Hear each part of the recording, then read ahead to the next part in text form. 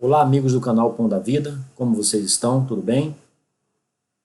Hoje trarei para os irmãos um estudo que fiz a respeito do tema A Volta de Jesus, isto é, a manifestação do seu reino para nós. É claro que eu não pretendo aqui esgotar o assunto, tendo em vista que é muito amplo, certo? Mas sugiro que sirva como um norte para que os irmãos possam pesquisar por si só a respeito do assunto. Então eu tentarei ser bem breve no assunto.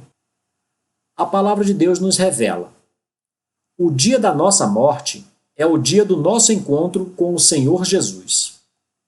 Analisemos o texto base de Mateus, capítulo 24, com o subsídio de outros textos bíblicos análogos e afins. E quando Jesus ia saindo do templo, aproximaram-se dele os seus discípulos para lhe mostrarem a estrutura do templo. Jesus, porém, lhes disse: Não vedes tudo isto?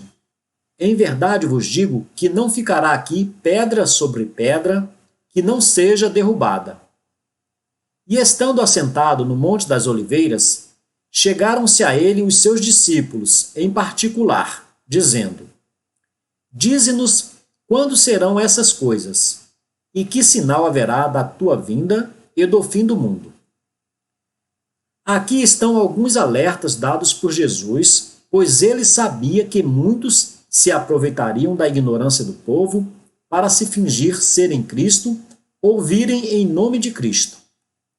E Jesus, respondendo, disse-lhes: Acautelai-vos, que ninguém vos engane. Porque muitos virão em meu nome, dizendo: Eu sou o Cristo, e enganarão a muitos.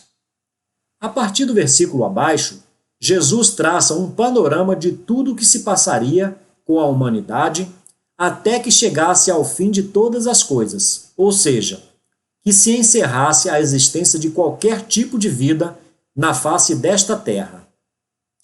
E coisas como as que se seguem aconteceriam no mundo, com o passar do tempo, dos séculos, mas ainda não seria o fim.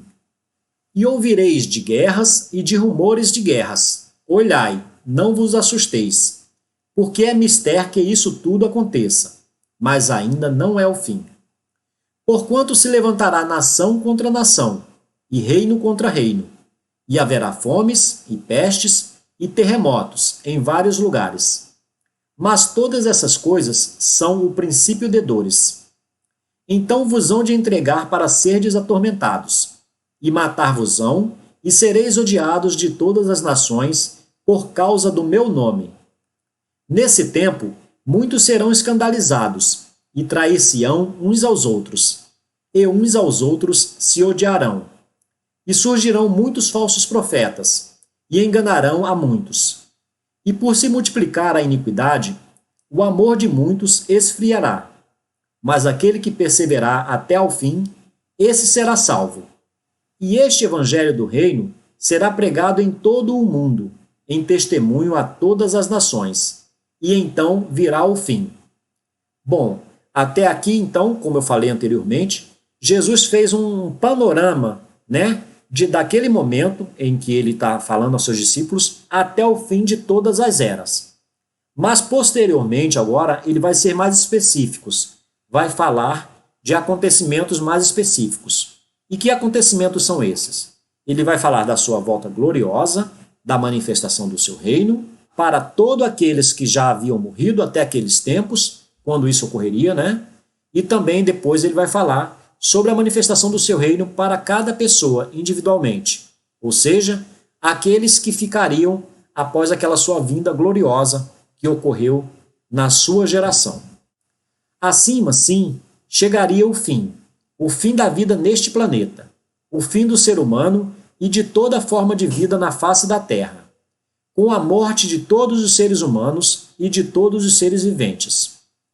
A partir do verso 15 abaixo, Jesus vai falar aos seus discípulos sobre quando ocorreria a sua vinda gloriosa para buscar os seus, todos os profetas e servos fiéis que já haviam morrido e, assim como Daniel, estavam no descanso, aguardando a redenção tão esperada por séculos e séculos, até os dias daquela geração, daqueles contemporâneos de Jesus. Então, seguindo aqui as palavras de Jesus, no verso 15. Quando, pois, virdes que a abominação da desolação, de que falou o profeta Daniel, está no lugar santo, quem lê, entenda. A qual texto de Daniel Jesus estava se referindo? Então a resposta é: ele estava se referindo ao texto abaixo, que está no contexto do desenrolar das 70 semanas de Daniel, as quais a ele tinha sido revelada, no fim das quais seria dado o livramento ao seu povo. Então, é o que foi revelado a Daniel, né? Vocês devem se recordar, ali no exílio da Babilônia, Daniel orou a Deus com fervor, intercedendo pelo seu povo. Haja vista que Daniel estava entendendo que o seu povo estava totalmente desencaminhado dos caminhos do Senhor. E Daniel, então, ora a Deus. E Deus ouve a oração de Daniel e vai lhe responder, né? Então, faz-se constar aqui em Daniel, capítulo 9, versículo 24. 70 semanas estão determinadas sobre o teu povo e sobre a tua santa cidade. Para que estariam determinadas essas 70 semanas?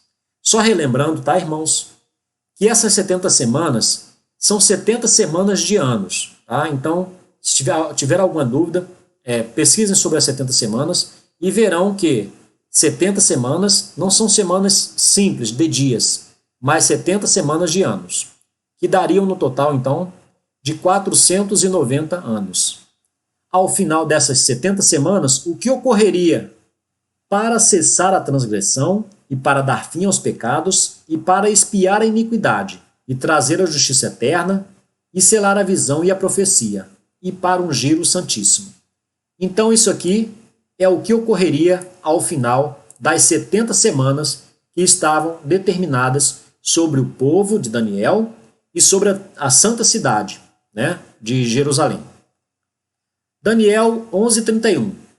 E sairão a ele uns braços, que profanarão o santuário e a fortaleza, e tirarão o contínuo sacrifício, estabelecendo a abominação desoladora. Não é a finalidade deste vídeo, tá certo? Mas eu acho importante frisar qual o entendimento que eu tenho deste versículo, né? Estamos ali no contexto já do final, né, na última semana de Daniel, que se iniciou com o batismo de Jesus Cristo por João Batista, no ano 26 depois de Cristo, tá certo? Quando ele já estava ali com 30 anos. Então ali ele iniciou as 70 semanas com o seu ministério público, certo? Na metade dessa semana, que foi exatamente no dia da morte de Jesus, ocorreu o que está constando aqui em Daniel 11:31. E quem cometeu isso? O chifre pequeno, a saber, o Império Romano e o povo judeu, os falsos religiosos judeus mancomunados ali com aquele império. E aquilo tudo estava previsto que ocorreria, e a gente sabe que além da força do Império Romano, né, do que ele fez, quem estava por trás, na verdade, era Satanás, né? Então ele concedeu o poder para que o Império Romano executasse os seus planos. Então fez-se constar, e sairão a ele uns braços, que profanarão o santuário e a fortaleza, e tirarão o sacrifício contínuo. O que significa profanarão o santuário e a fortaleza? Profanar o santuário e a fortaleza significa que fariam com o corpo de Cristo aquele terrível sacrilégio, né? Na verdade, a crucificação de Jesus Cristo foi essa profanação que fizeram com o santuário. Muitos não entendem, mas é importante que vocês estudem sobre o que significa, o significado de cada compartimento do santuário terrestre, que foi feito tendo como modelo o santuário celestial, certo? Isso dado a Moisés, e que Deus os instruiu para que fizessem, para que Deus habitasse com o seu povo, tá? Ali no deserto, e em continuação ele estivesse ali na terra com o seu povo, tá certo? Então, onde se lê o lugar santo, o santuário, a cidade santa, entenda-se como Jesus Cristo. Ele era o lugar santo e ele foi a cidade santa que os gentios pisaram por 42 meses. Eu vou deixar aqui no card este vídeo e também na descrição do vídeo, um vídeo onde eu falo que Jesus foi a cidade santa que os gentios pisaram por 42 meses. Então, este termo aqui, e tirarão o contínuo sacrifício. Tirar aqui significa nada mais, nada menos do que matariam Jesus, estabelecendo a abominação desoladora.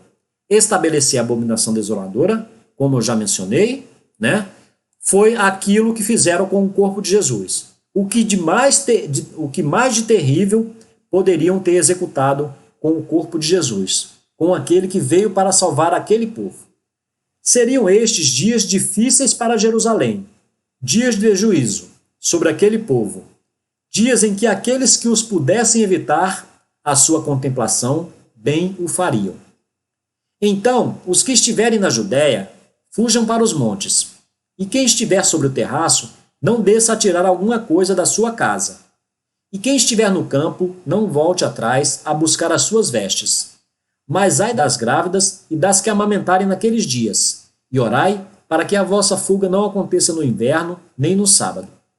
Sugere-se que aqui vocês leiam o conteúdo dos versículos 16 ao 20 acima, também nos outros evangelhos, com a passagem análoga, para um melhor esclarecimento.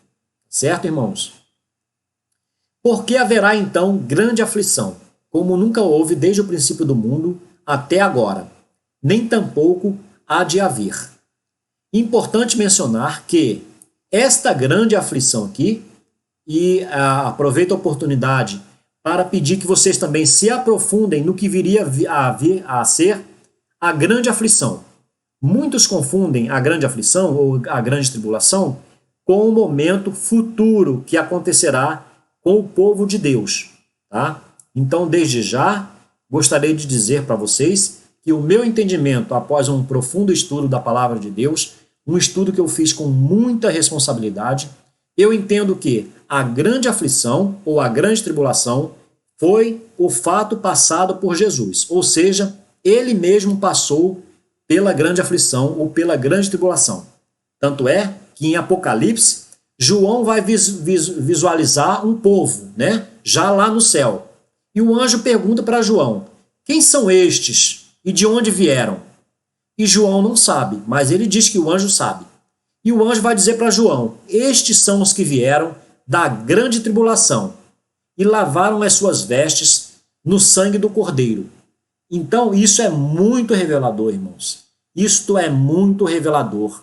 Na verdade, ali está muito claro, dizendo que o fato de Jesus ter passado por essa grande aflição, por aquela grande tribulação e ter vertido o seu sangue precioso é que garantiu que aquelas pessoas que João estava visualizando no céu, na eternidade, estivessem ali. Aquelas pessoas não são pessoas que no futuro vão passar pelas suas próprias aflições e próprias tribulações, muito difíceis, como uma corrente determinada teológica tenta mostrar para as pessoas. Não é isso, tá? O que aquela grande aflição, aquela grande tribulação que garantiu ao povo estar lá e ter lavado as suas vestes e ter podido estar no reino de Deus, foi a grande aflição e a grande tribulação, que é o mesmo termo passado por Jesus Cristo. Então, que isso fique bem claro. Eu peço que vocês pesquisem, se aprofundem neste tema. Eu não tenho intenção, meus irmãos, aqui de simplesmente apresentar os meus argumentos e convencer vocês de nada. O que eu pretendo aqui com esse estudo é levar vocês a refletirem e a buscarem por si só, na palavra, o entendimento para esses temas que eu estou tocando aqui através deste vídeo. Tá certo? Então, continuem aí, que a gente vai ver que a palavra nos revela coisas muito importantes e que muitos debatem e não chegam a uma conclusão, porque eu creio que não encontraram ainda o fio da meada. Tá certo? Bom, continuando aqui então no versículo 22 de Mateus 24. E se aqueles dias não fossem abreviados, nenhuma carne se salvaria, mas por causa dos escolhidos serão abreviados aqueles dias pelos quais passou Jesus, aqueles dias da grande aflição de Jesus. A partir da grande aflição acima, isto é, a chamada grande tribulação, que foi passada por Cristo, e o estabelecimento da abominação da desolação, isto é, o sacrilégio terrível realizado com o corpo de Jesus, ou seja, o lugar santo profanado, teria se cumprido o requisito para que se realizasse a promessa constante da última semana de Daniel, a 70ª, que começara com o início do ministério público de Jesus, no seu batismo, por João, e teria sua metade justamente no dia do seu sacrifício na cruz, o sacrifício pascal. A partir do momento posterior à sua ascensão aos céus, os seus discípulos e os servos vivos já o estariam aguardando.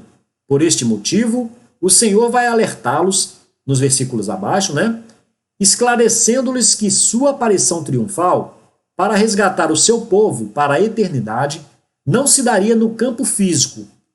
Observem atentamente as suas palavras. Então, a partir dos versículos abaixo, Jesus vai alertar os discípulos e vai tentar mostrar para eles, fazer com que eles entendam, que muitos viriam e tentariam enganá-los, dizendo ser Cristo, pessoas comuns, falsos profetas. E ele deixa aqui as suas orientações para que eles não sejam enganados, tá bom?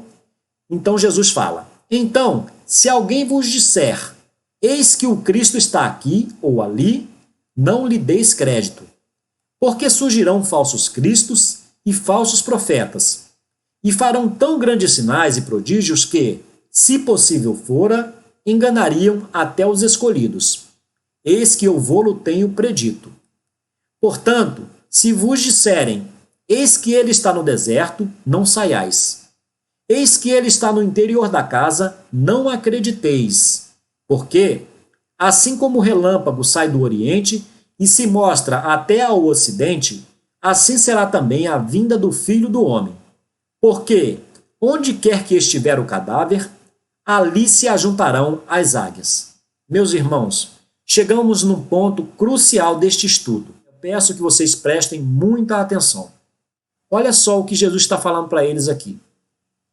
Jesus já começou a mostrar para eles que a sua vinda não se daria no campo físico.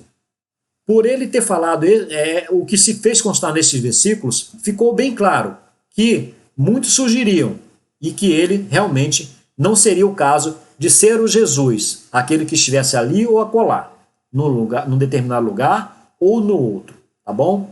E Jesus aqui, ele faz constar aqui no versículo 28, um versículo que traz um esclarecimento muito grandioso, muito maravilhoso, e que muitos não entenderam. Ele está falando aqui sobre a manifestação do seu reino, sobre a sua volta gloriosa. E o que ele fala aqui, meus irmãos? Olha só. Porque onde quer que estiver o cadáver, ali se ajuntarão as águias. Então vamos lá. A grande volta gloriosa do Senhor não se daria de uma forma física, isto é, não com aparência exterior, mas sim de uma forma espiritual, ou seja, no campo espiritual. Vejam o que se fez constar no livro de Lucas. Lucas 17, a vinda súbita do reino de Deus. No versículo 20 faz constar o seguinte: sendo Jesus interrogado pelos fariseus sobre quando viria o reino de Deus, respondeu-lhes: o reino de Deus não vem com a aparência exterior. Nessa importantíssima passagem do livro de Lucas, Jesus discorre sobre a forma súbita como ocorre a vinda do reino de Deus e enfatiza, principalmente, que o reino de Deus não viria com aparência exterior. Devemos ter em mente sempre essa valiosa informação. Não diferentemente da mentalidade das pessoas da época em que aconteceram os fatos narrados nestas passagens bíblicas, os cristãos desta época em que vivemos, por falta de uma compreensão correta da palavra, creio que pela falta de um estudo mais atencioso das Escrituras e agravado pelos ensinamentos errôneos disseminados por diversas correntes teológicas e doutrinas várias, passaram a esperar uma vinda do reino de Deus, dando ênfase ao que os olhos físicos podem contemplar. Parece-nos que esqueceram essa importante informação citada por Jesus em Lucas 17:20, de que o reino de Deus não vem com aparência exterior. E o que significa não vir com aparência exterior? É exatamente de que o reino de Deus ele não se manifestaria diante dos nossos olhos físicos, mas sim diante dos nossos olhos espirituais. Tá? Por isso se fez constar que todo olho o veria, nesse campo espiritual. Vamos seguir em frente então. Lucas 17:22. Então disse aos discípulos: dias virão em que desejareis ver um dos dias do Filho do Homem e não o vereis. Então ele está dizendo, vai chegar após a minha morte, a minha ascensão, vocês não vão mais conseguir me ver. Vocês não mais vão ver o Filho do Homem aqui entre vocês. Somente a partir daí, vocês me verão no campo espiritual. É o que estava implícito ali, que Jesus estava tentando dizer aos seus discípulos. Então, sem sombra de dúvidas, afirmo categoricamente que o versículo 30 de Lucas 17, abaixo, o qual está em consonância com vários outros tantos textos bíblicos, nos vai responder em que momento das nossas vidas haveremos de ter manifestado a nós o Filho do Homem, ou seja, o dia em que Jesus e o seu reino, o reino do próprio Pai, se manifestará espiritualmente aos seus servos. A saber, da seguinte forma: aos que já haviam morrido desde a criação do homem até aqueles dias, um tempo depois da ressurreição de Jesus. Então, esse reino de Jesus, aquele povo que já havia morrido desde o primeiro homem até o último homem que morreu antes da sua vinda gloriosa naquela geração, se fez constar aqui, né? Vamos lá, vamos entender aqui o que está aqui em Daniel 12, nos versos 11 e 12. E desde o tempo em que o contínuo sacrifício for tirado e posta a abominação desoladora, haverá 1290 dias. Bem-aventurado o que espera e chega até 1335 dias. Não darei ênfase ao texto acima, pois o farei num próximo vídeo. Mas desde já informo a vocês que este foi o tempo da volta gloriosa do Senhor ao seu povo, no campo espiritual, conforme havia sido prometido naquela geração. Tá bom, irmãos? Então, resumindo aqui, eu falei para os irmãos que o início do ministério público de Jesus foi o início da 70ª semana, que isto se deu no ano 26, quando Jesus estava ali com aproximadamente, conforme consta na palavra, 30 anos. Passou-se então, naquela data, né? Ele fez um pacto, uma aliança firme com muitos por uma semana. Aquele que fez essa aliança firme com muitos por uma semana, e que se faz constar em Daniel 9:27, não foi um anticristo, como muitos entenderam, tá bom? Aquele ele ali do versículo 27 faz constar aquele príncipe, né, ao Messias, que está constando no versículo 26 de Daniel 9:26. Tá certo, irmãos? Então, no versículo 9:27, vai dizer, e ele fará uma aliança firme com muitos por uma semana. E na metade da semana, ele faria cessar o sacrifício e a oblação.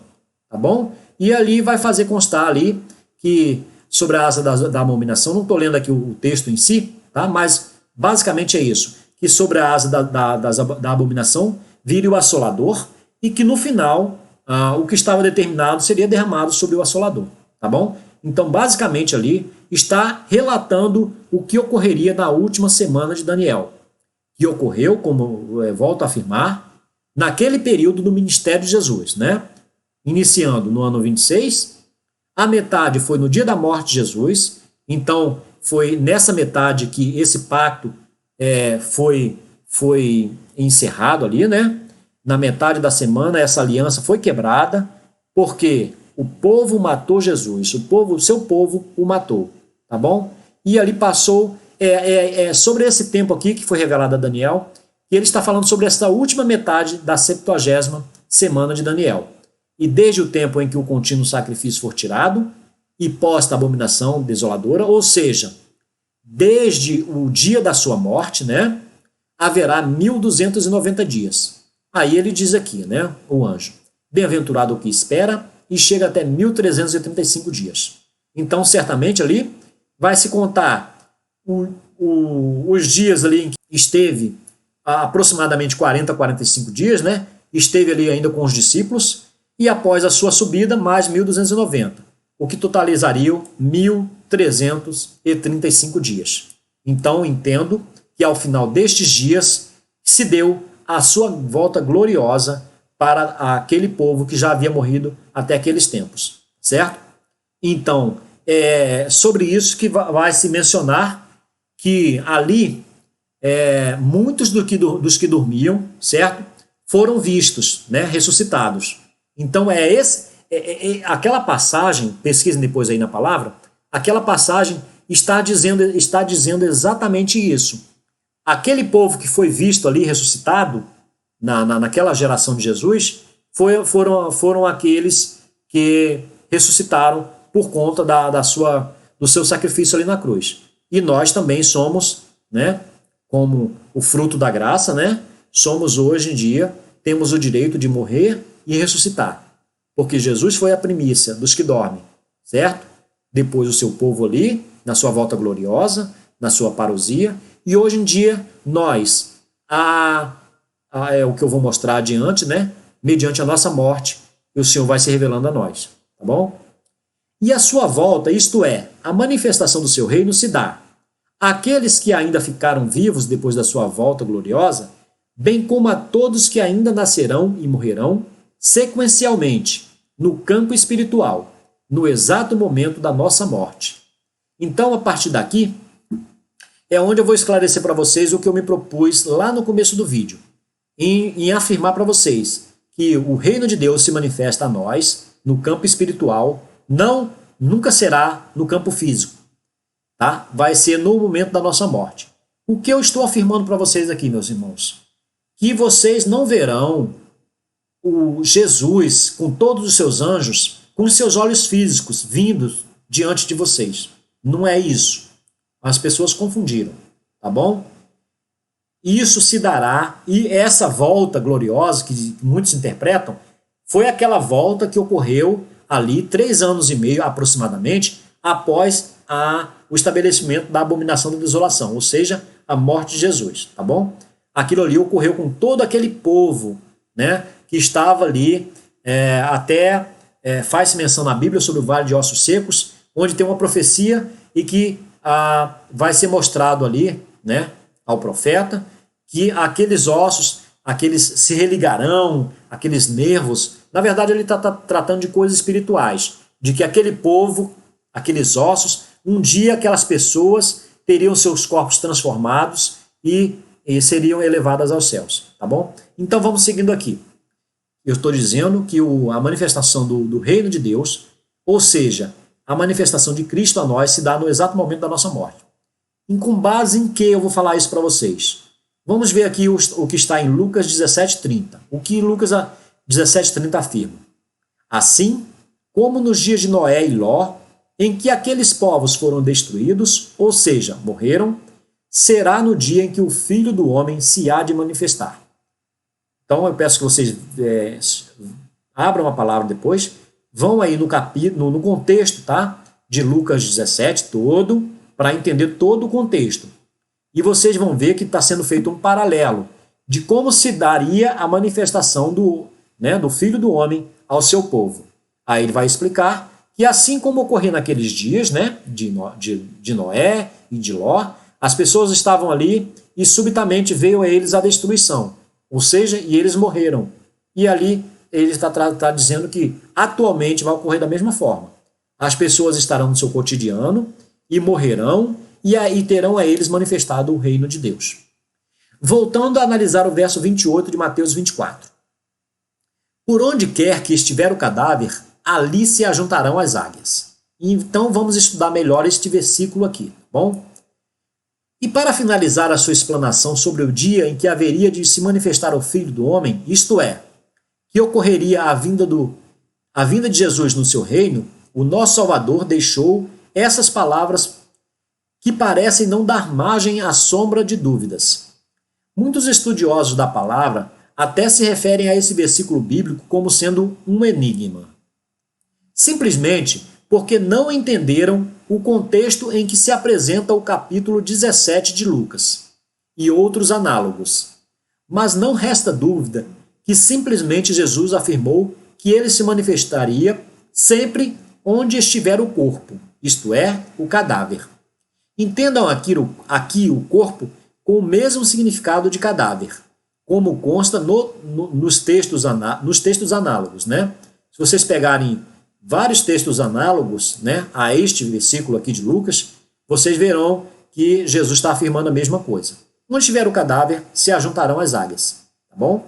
Ali a palavra, ou tradução correta, não é abutres, e sim águias. Vamos ver mais adiante, né? Então, vamos sobre esse termo águias. Creio que o profeta Isaías já tenha nos esclarecido lá no Antigo Testamento, assim como também nos esclarecerão outras passagens do Velho e do Novo Testamentos. Recorramos à seguinte passagem bíblica para entender o seu significado. Isaías 40, o livramento prometido ao povo de Israel. Versículo 31. Mas os que esperam no Senhor renovarão as suas forças. Subirão com asas como águias, correrão e não se cansarão, andarão e não se fatigarão. Na referência supracitada, Isaías não apenas estava citando uma passagem metafórica, mas sim estava revelando, inspirado pelo Espírito Santo do Senhor, as coisas maravilhosas do reino dos céus. Vamos então, ainda aqui, meus irmãos, sobre esses versículos, olha que interessante, né? Mas os que esperam no Senhor renovarão as suas forças, subirão com asas como águias, correrão e não se cansarão, andarão e não se fatigarão. Aqui ele não poderia estar tratando do campo físico. Você há de convir comigo que se uma pessoa se esforça estando aqui no seu corpo físico, ele naturalmente vai se cansar. Não existe isso de você, no teu corpo físico, fazer um esforço, por menor que seja, e não se cansar, tá certo? De andar e não se fatigar. Se você caminhar, você vai se cansar. Por quê? Isso aí é questão fisiológica. As suas forças vão se esvair, né? O seu corpo vai consumir a energia que está nas suas células e você vai se cansar. Então aqui, isso é prova de que ele está falando do campo espiritual. Lá no reino de Deus, a gente não vai se cansar. Então, águias é uma menção ao nosso estado no reino de Deus, tá bom, irmãos? Tenham isso em mente. Inclusive, eu sugiro que vocês pesquisem, se aprofundem sobre esse versículo e sobre essa revelação, essa declaração de Isaías aqui, tá bom? E quanto ao tempo naquele dia, gostaria de enfatizar que se tratará sempre do momento do nosso encontro com o nosso Senhor Jesus Cristo. O momento da manifestação do seu reino a nós. O dia do nosso encontro com o Mestre, a saber, o dia em que deixarmos nosso corpo físico pela morte. Então, em muitos momentos, a palavra de Deus vai trazer essa expressão, naquele dia, daquele dia.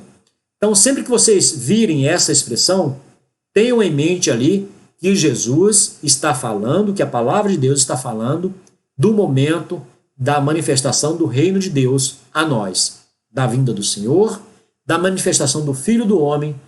Então, essa expressão é muito importante. Aquele dia, ou daquele dia. Estejam muito atentos sempre que vocês virem esta expressão em algum versículo bíblico, em alguma passagem bíblica que vocês lerem. E logo depois da aflição daqueles dias, o sol escurecerá, e a lua não dará a sua luz, e as estrelas cairão do céu, e as potências do céu serão abaladas. Então aparecerá no céu o sinal do Filho do Homem, e todas as tribos da terra se lamentarão, e verão o Filho do Homem vindo sobre as nuvens do céu, com poder e grande glória. E ele enviará os seus anjos com rijo clamor de trombeta, os quais ajuntarão os seus escolhidos desde os quatro ventos, de uma a outra extremidade dos céus. Aprendei, pois, esta parábola da figueira. Quando já os seus ramos se tornam tenros e brotam folhas, sabei que está próximo o verão. Igualmente, quando virdes todas estas coisas, sabei que ele está próximo, às portas. Em verdade vos digo que não passará esta geração sem que todas estas coisas aconteçam. Bom, vamos meditar então um pouco nessa passagem bíblica, tá bom? Desde o versículo 29 até o versículo 34, de uma forma breve. Então Jesus aqui, ele está falando com seus discípulos, tá? Sobre o que aconteceria naquela geração, na sua geração, meus irmãos. Jesus está falando ali que isso tudo aconteceria naquela geração em que ele estava vivendo, tá bom? Não há outra interpretação para essa palavra geração. Não tem como colocar essa geração num contexto futuro. Esta geração está ocorrendo no contexto da 70ª semana. Como eu já falei, se iniciou no ano 26, quando Jesus estava com aproximadamente 30 anos, no início do seu ministério público. A metade dessa semana foi no dia da morte de Jesus Cristo, quando foi colocada a abominação da desolação, foi feito aquele sacrilégio terrível com o corpo de Jesus, tá bom? E o fim desta semana ocorre com sua volta gloriosa, tá bom? É onde eu li ali naquela passagem de Daniel que diz: feliz aqueles que esperariam e chegariam até os 1335 dias. Esses 1335 dias após, né, ali a abominação da desolação ser colocada no lugar santo, tá certo?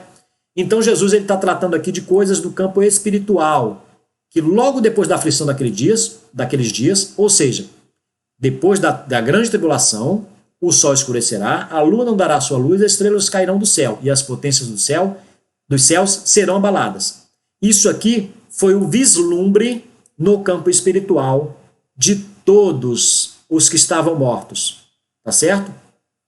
Do seu povo ali, de todos que já haviam morrido até aquele momento.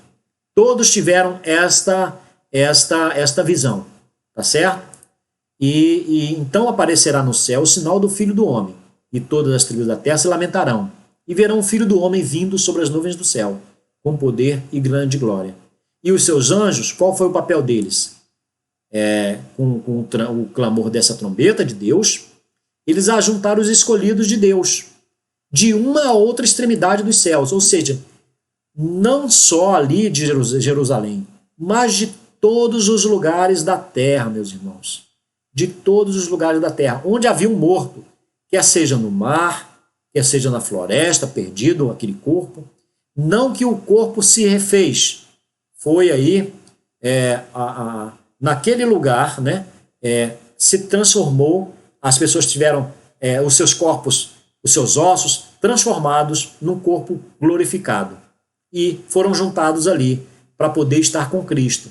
E ali foram levados com Cristo para iniciar o milênio, tá bom? Que é outro tema também que demanda um tempo, mas esse milênio, que não são 1000 anos literais, mas sim 1000 anos, um período perfeito, né? Esses 1000 anos tiveram o início ali, com a volta gloriosa de Jesus, naquela geração de Jesus, e esse milênio vai terminar assim que terminar, que se exaurir a vida humana e a vida de todos os seres viventes na face dessa terra. A vida humana na face dessa terra vai ter que acabar, porque enquanto tiver uma vida humana, há a existência do pecado, tá bom? Então, esses ali são aqueles que foram vistos por João, né? E que o anjo diz que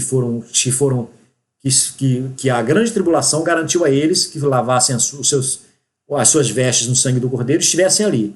Eles, assim como nós hoje em dia, que vamos nos juntando a ele por meio dessa nossa retirada, né, mediante a nossa morte, nós vamos ali, estando nos juntando a ele e governando as nações, tá certo?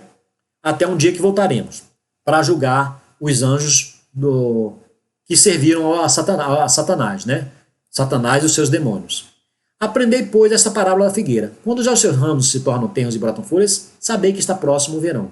Igualmente, quando vide todas essas coisas, sabei que ele está próximo às portas. Em verdade vos digo que não passará esta geração sem que todas estas coisas aconteçam. Então, aqui ele foi bem claro que todas essas coisas que ele estava falando ali ocorreram naquela geração de Jesus. Tá certo? Então, quais são os sinais que ele fala aqui para a gente aprender com a parábola da figueira? Né?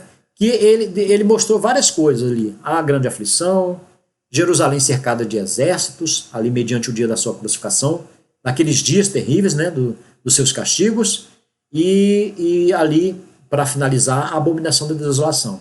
Estes foram os sinais. E também, aqui, faz menção que Cristo, como sendo a figueira, né, a figueira verdadeira, ele começou a dar frutos, começou a nascer ramos dele. Os seus discípulos são esses ramos que brotaram, essas folhas que brotaram de Jesus, tá bom? Foram outros sinais ali que Jesus está fazendo menção aqui, tá bom? Então, ele está dizendo aqui, quando vocês virem esses sinais, todos, está próximo a sua redenção, tá certo? E foi isso que aconteceu. Aconteceu naquela geração. Essa fala do mestre acima é bem clara, que tudo aquilo que sobre o que estava falando haveria de ocorrer naquela geração, naquela mesma, sem chance de se mudar o significado para a palavra geração, como muitos o fazem para tentarem levar a volta gloriosa de Cristo, a qual ocorrera de fato naquela geração, no campo espiritual, para um tempo futuro. Ou seja, muitos tentam levar esse termo, aquela geração, para um tempo futuro, tentam dar outra interpretação para essa palavra. O céu e a terra passarão, mas as minhas palavras não hão de passar. Então Jesus está dizendo aqui que os céus e a terra, esses céus aqui, passarão, deixarão de existir, mas as palavras deles são verdadeiras. Agora, a partir do verso seguinte, Jesus vem tratar da manifestação do seu reino a cada um de nós, de forma individual. Notem que com a expressão aquele dia ou naquele dia, ficará claro que ele estava tratando no momento da nossa morte, como apoiarão os textos bíblicos mencionados. Então, o versículo 36 do capítulo 24 de Mateus. Mas daquele dia e hora ninguém sabe, nem os anjos do céu, mas unicamente meu Pai. Ninguém sabe o momento exato da sua morte. É exatamente o que Jesus estava afirmando no texto acima. E com os textos abaixo, ele esclarece de uma forma incrível, citando fatos ocorridos com as pessoas no Antigo Testamento, os quais, de igual modo, segundo ele, ocorriam e ocorreriam com todas as demais pessoas no seu cotidiano. Então consta aqui, né? E, como foi nos dias de Noé, assim será também a vinda do Filho do Homem. Porquanto, assim como nos dias anteriores ao dilúvio, comiam, bebiam, casavam e davam-se em casamento, até ao dia em que Noé entrou na arca. E não o perceberam, até que veio o dilúvio e os levou a todos. Assim será também a vinda do Filho do Homem. Ele está fazendo aqui um apanhado para dizer, como foi naquela época, será também a vinda do Filho do Homem nos dias atuais. Para as pessoas citadas nos versos acima, a morte veio por causa do dilúvio. Então, a partir dos versos abaixo, o Senhor Jesus vai enfatizar que a morte, no dia a dia comum das pessoas, chega para cada um num determinado momento, em que não esperam. Então, estando dois, um é levado e outro é deixado. Todavia, é importante mencionar que aquele que fica vivo, né, no caso, também irá no seu tempo pela morte. Vejam como é esclarecedor. Então, estando dois no campo, será levado um e deixado o outro. Estando duas moendo no moinho, será levado uma e deixada outra. Agora vamos ver aqui o que diz Lucas, né? Em Lucas 37, do versículo 34 ao versículo 36, fez-se constar da seguinte forma, sobre esse mesmo tema. Digo-vos que naquela noite estarão dois numa cama, um será tomado e outro será deixado. Duas estarão juntas, moendo, uma será tomada e outra será deixada. 2 estarão no campo, um será tomado e outro será deixado. E respondendo, disseram-lhe: Onde, Senhor? E ele lhes disse: Onde estiver o corpo, aí se ajuntarão as águias. Vou ler mais uma vez, irmãos. Versículo 37. E, respondendo, disseram-lhe: Onde, Senhor? Ou seja, perguntaram a Jesus. E ele lhes disse: Onde estiver o corpo, aí se ajuntarão as águias. Meus irmãos, mediante isso que a gente leu aqui, eu peço que você seja honesto, seja sincero. Pode ser de outra coisa que Jesus esteja falando, a não ser do momento da nossa morte?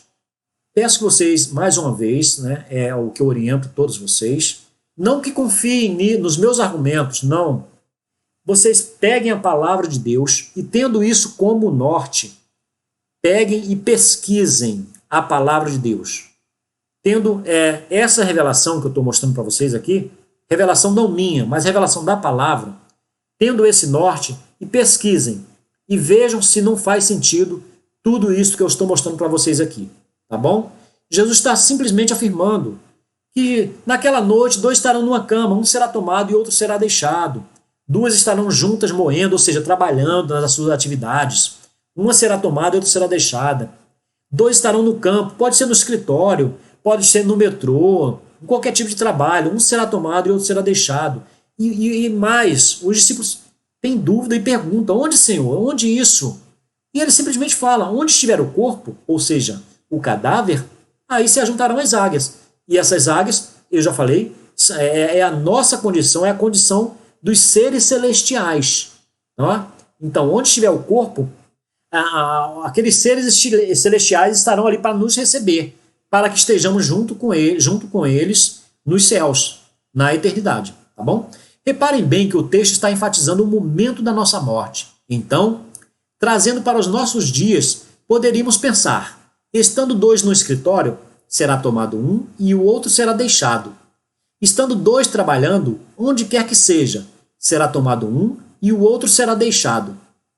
Não devemos levar ao pé da letra, mas a premissa é que a morte ocorre a todo momento, em qualquer lugar, com uma ou mais pessoas, onde um morre e outro fica vivo, até que chegue também o momento deste partir. Então, o que eu estou querendo dizer aqui, irmãos?